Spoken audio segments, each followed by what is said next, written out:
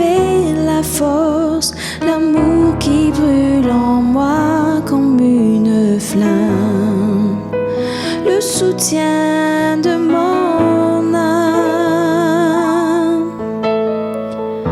Seigneur, tu es la joie qui brille sur mon visage, tu es ma gloire, tu es tout pour moi. Et quand je contemple la grandeur de ton amour, mon être entier veut t'adorer. Tu es le chant que je chante, tu es la mélodie de mon cœur, à jamais le sujet de mes louanges. Tu es le chant que je chante, tu es la mélodie de mon cœur, à jamais le sujet de mes louanges. Seigneur, tu es la force, l'amour qui brûle en moi comme une flamme, le soutien de mon âme. Seigneur, tu es la joie qui brille sur mon visage, tu es ma gloire, tu es tout pour moi. Et quand je contemple la grandeur de ton amour, mon être entier veut t'adorer. Tu es le chant que je chante, tu es la mélodie de mon cœur, à jamais le sujet de mes louanges. Tu es le chant que je chante, tu es la mélodie de mon cœur, à jamais le sujet de mes louanges.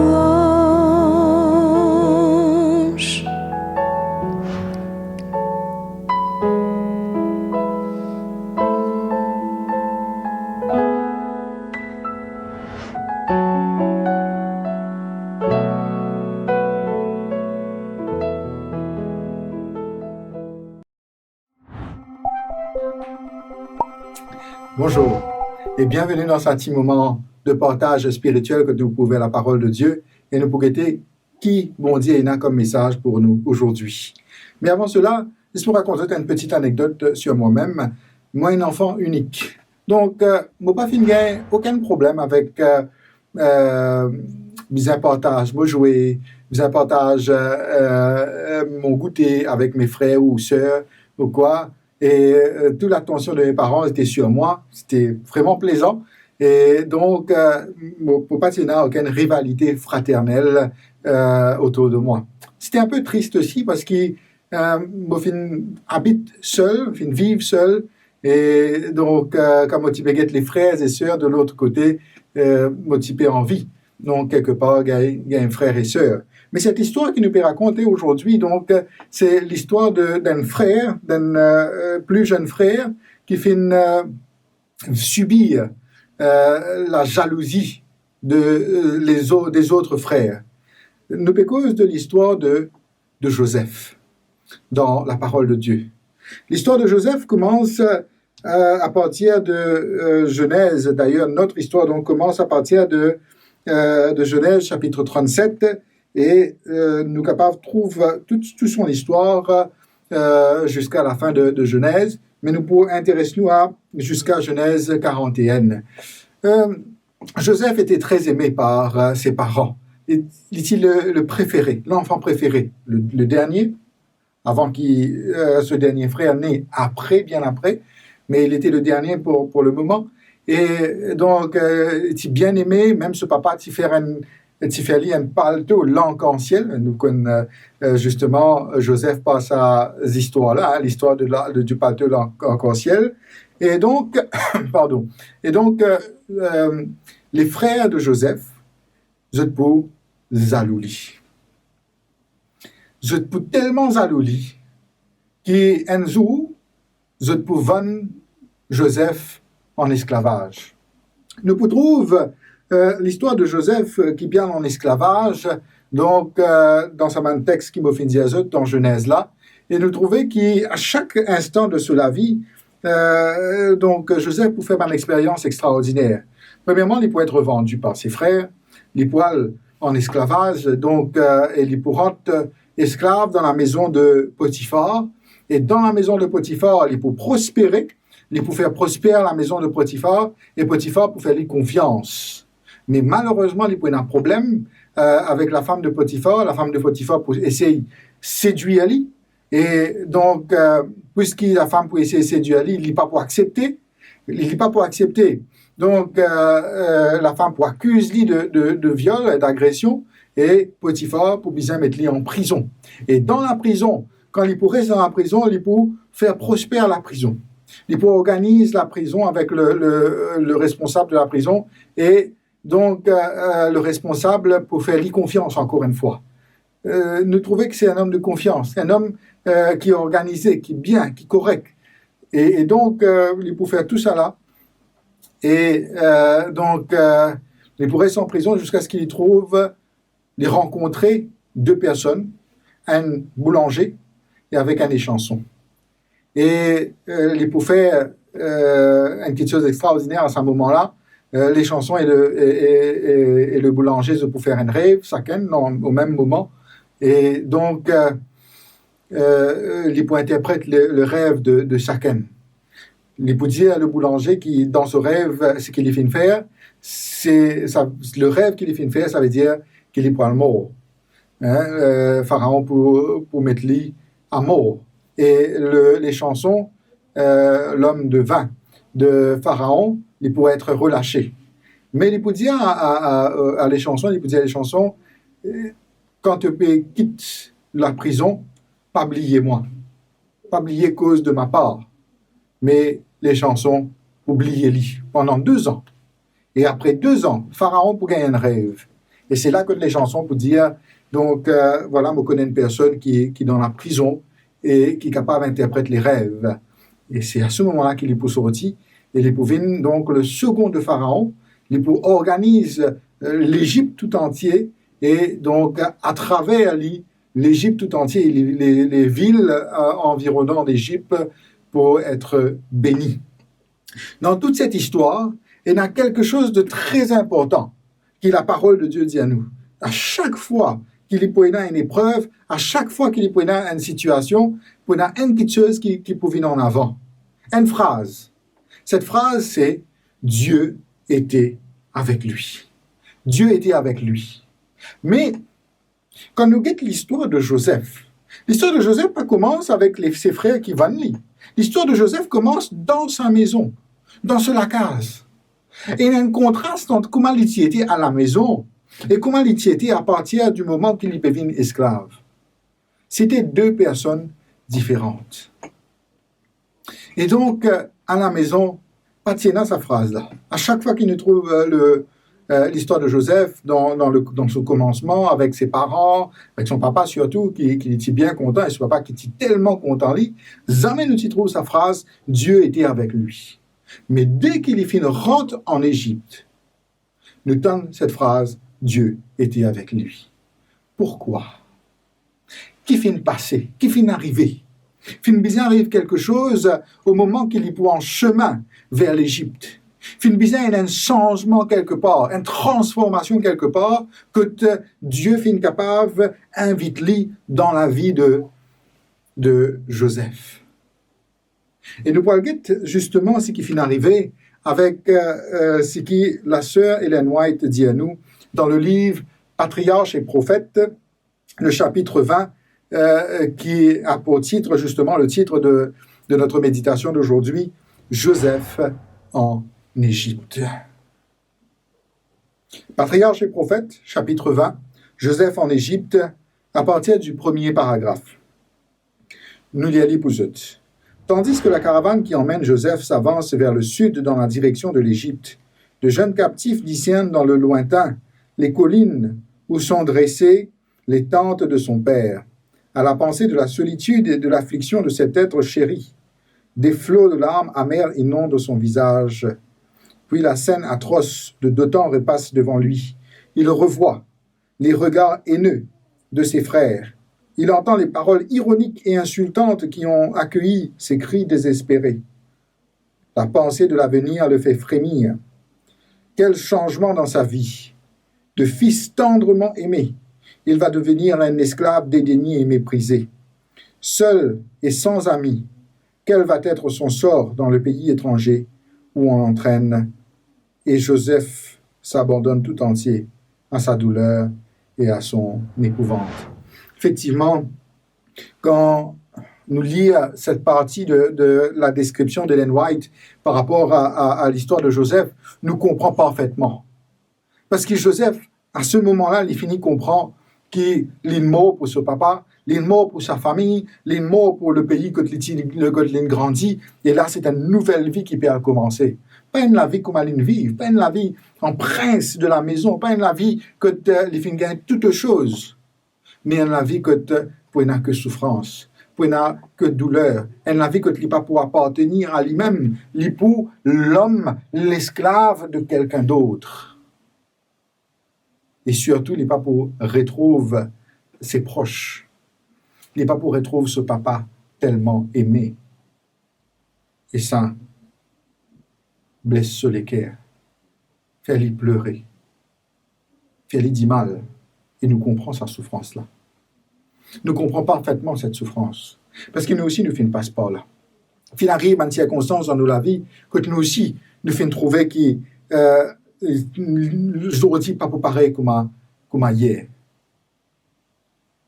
Ce qui nous fait vivre, ou comme on nous dit dans la langue française, il y a un avant et il y a un après. Et justement, c'est ce que Joseph peut vivre à ce moment-là. Mais, dans l'histoire qu'Ellen White pour raconter nous, il y a un mais.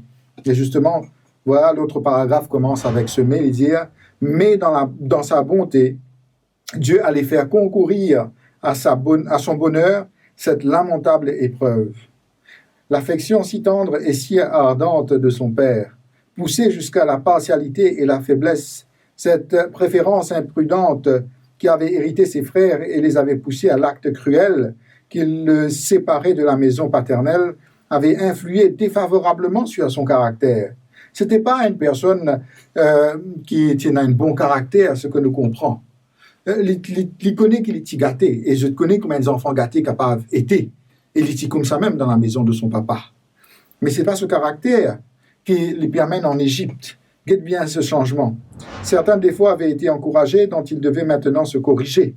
Il devenait présomptueux et autoritaire, c'est ce qu'il était à la maison, accoutumé à la tendresse et aux soins de son père.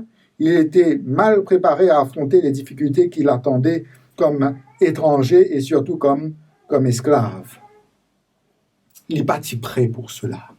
Il n'est pas si prêt pour aller vivre en tant qu'esclave en Égypte. Donc, il n'est pas le caractère. Ce n'était pas quelqu'un qui typait travail. Ce bon frère typait guette les brebis, il typait reste la case avec ce papa. Mais voilà ce qui arrive, Joseph, sur le chemin vers l'Égypte. Bientôt, la pensée de Joseph s'éleva vers le Dieu de son père, qu'il a appris à aimer dès son enfance. Que de fois, dans la tente de Jacob, n'a-t-il pas entendu le récit de la vision de Béthel, alors qu'il quittait en fugitif le foyer paternel? Il connaît aussi les promesses faites aux patriarches et leur accomplissement. Il a appris de lui comment, en des heures de détresse, les anges de Dieu sont venus le consoler, l'instruire, le protéger. En outre, il n'ignore pas l'amour divin qui doit donner au monde un Rédempteur.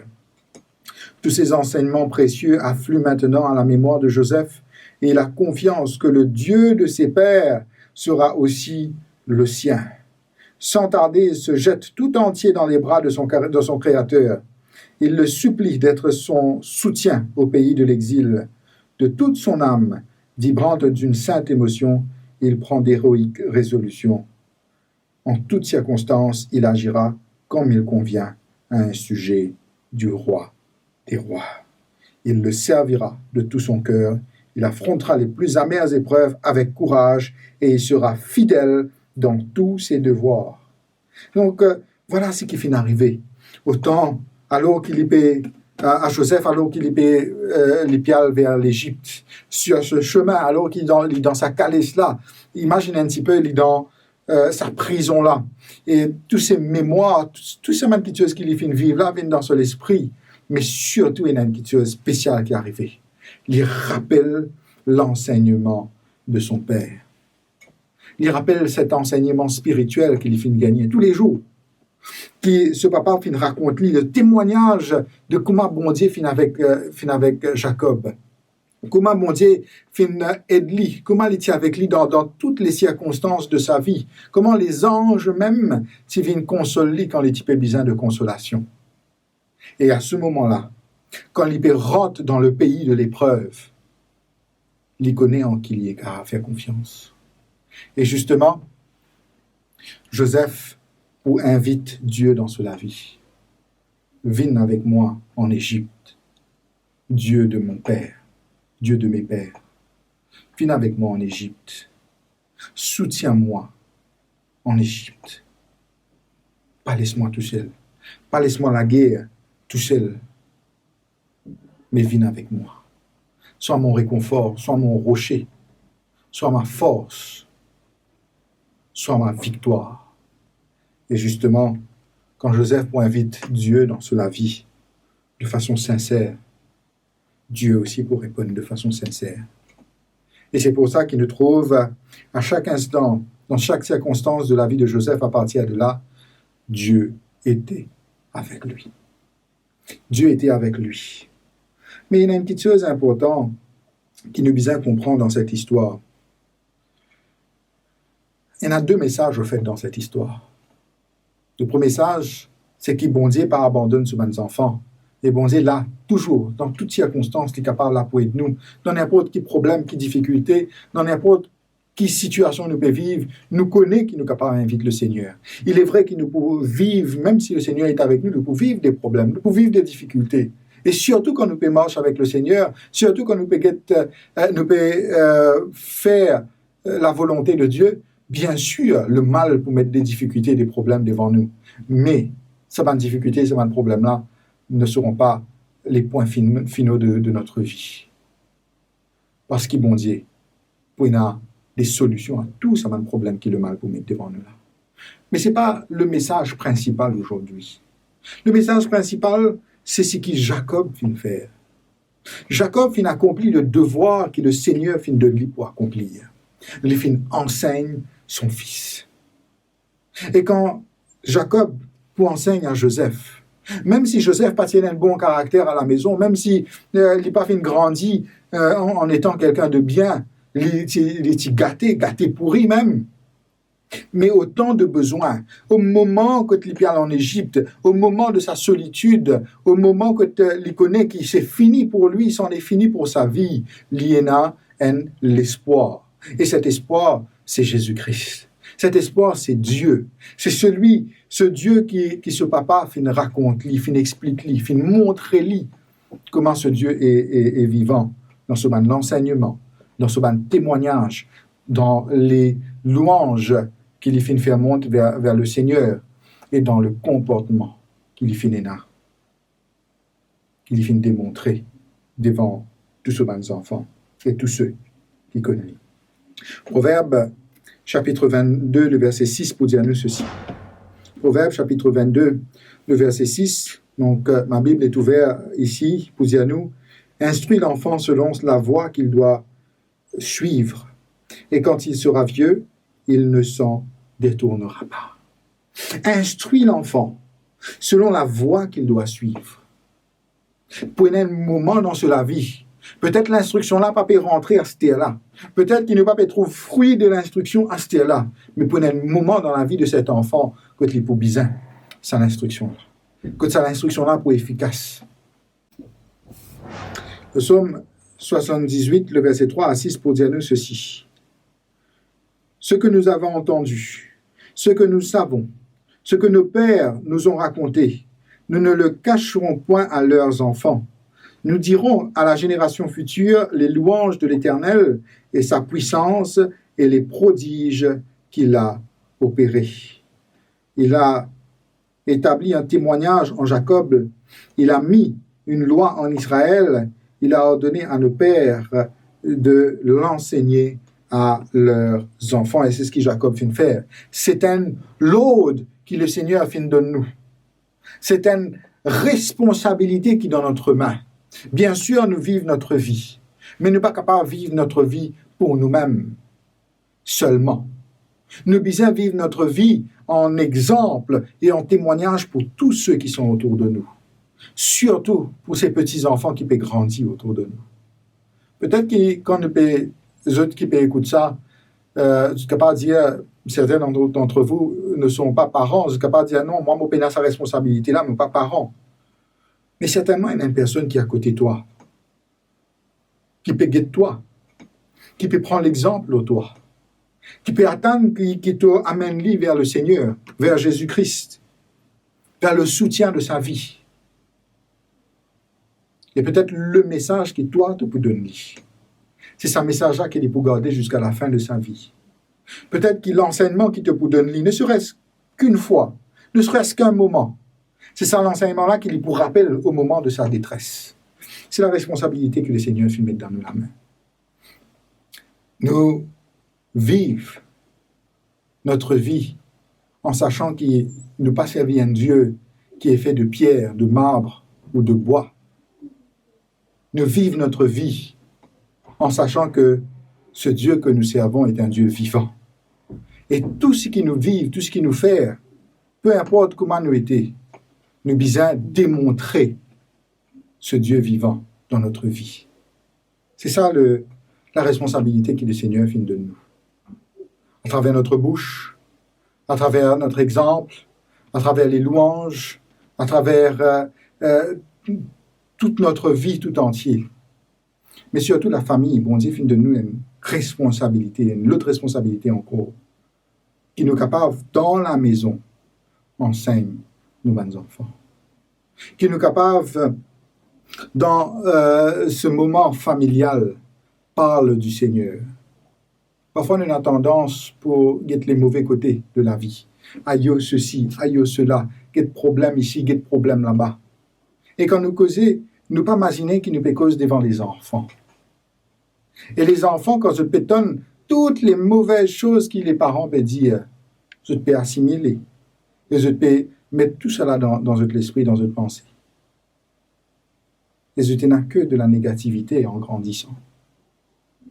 Mais si nous enseignons qui, malgré tout ce problème-là, il y a un Seigneur, il y a un roi dans le ciel qui compte en eux et qui peut avec eux dans tous les aspects de la vie, que ce soit dans les bons moments ou dans les mauvais moments, que ce soit dans les moments de joie, de réjouissance ou dans les moments de peine et de larmes. Et voilà donc ce que Jacob fit faire. Et c'est pour cela que quand Joseph, sur le chemin de l'Égypte, bien sûr, les pères, mais les prenait une confiance forte que Dieu sera avec lui, même en Égypte. Et c'est pour ça qu'il nous trouve dans la parole de Dieu à chaque fois. Dans chaque moment, quand Joseph était en Égypte, Dieu était avec lui. Qui nous est capable de vivre notre vie, qui nous est capable de connaître que notre Seigneur Jésus-Christ, il est le grand vainqueur et il est là dans nous la vie, il est présent avec nous dans notre vie, qui nous est capable de rappeler dans chaque instant de notre vie, qui peut non seulement la négativité ici sur cette terre, mais il y a aussi les bénédictions qui accompagnent nous, qui à travers même les problèmes, les pires problèmes qui nous sont capables de gagner, bon Dieu est capable de tirer une bénédiction là, et qui nous capable de faire confiance à notre Seigneur. Mais surtout, qui nous capable de vivre notre vie en témoignage envers ce Dieu vivant auprès de ceux qui paient nous, nos plus petits. Qui nous capable de penser à nos enfants et aux enfants qui sont autour de nous. Et qui nous capable d'être véritablement l'exemple et surtout qui nous capable d'être le message vivant qui nous mène Dieu dans le ciel qui compte en nous et qui nous finit gain la victoire dans toutes les circonstances de notre vie. Que le Seigneur nous bénisse et est capable de nous une vie abondante, de joie, de bénédiction et de paix. Il vient bientôt, mais avant qu'il y arrive, qu'il nous capable de vivre notre vie de préparation dans la joie en sachant qu'il est toujours à côté de nous. Amen.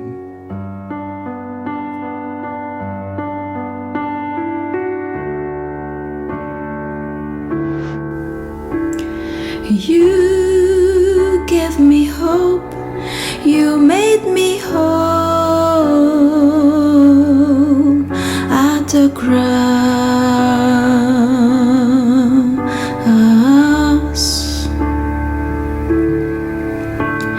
You took my place, you showed me grace at the cross where you died for me, and His glory appears like the light from the sun. Age to age He shines. Look to the sky, hear the angels cry, singing holy is the Lord.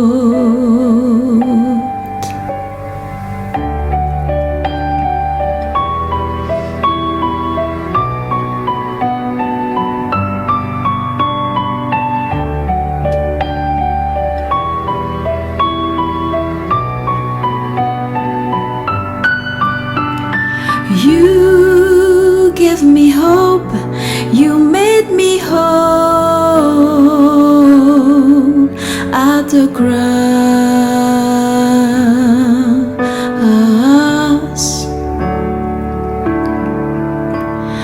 You took my place, you showed me grace at the cross where you died for me, and His glory appears like the light from the sun. Age to age He shines. Look to the sky, hear the angels cry, singing holy is the Lord.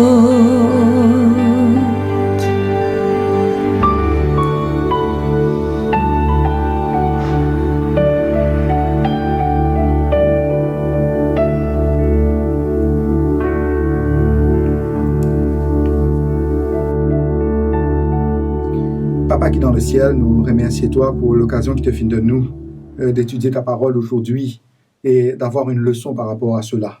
Aide-nous pour qu'il nous la vie capable d'être alignés à toi et qu'il nous capable de suivre les voies qui te font montrer nous. Si toutefois nous dans cette Égypte moderne que nous esclaves de quelque chose, même Père, si nous pouvons vivre ici dans ce monde de ténèbres, qui te capable d'envoyer de la lumière en nous et qui te capable de montrer nous de la grâce. Père, dirige notre vie de façon à ce qu'il nous-mêmes nous capable d'être l'exemple et le témoignage d'un Dieu vivant auprès de nos plus jeunes. Nous prions toi, Père, dans le nom de Jésus. Amen.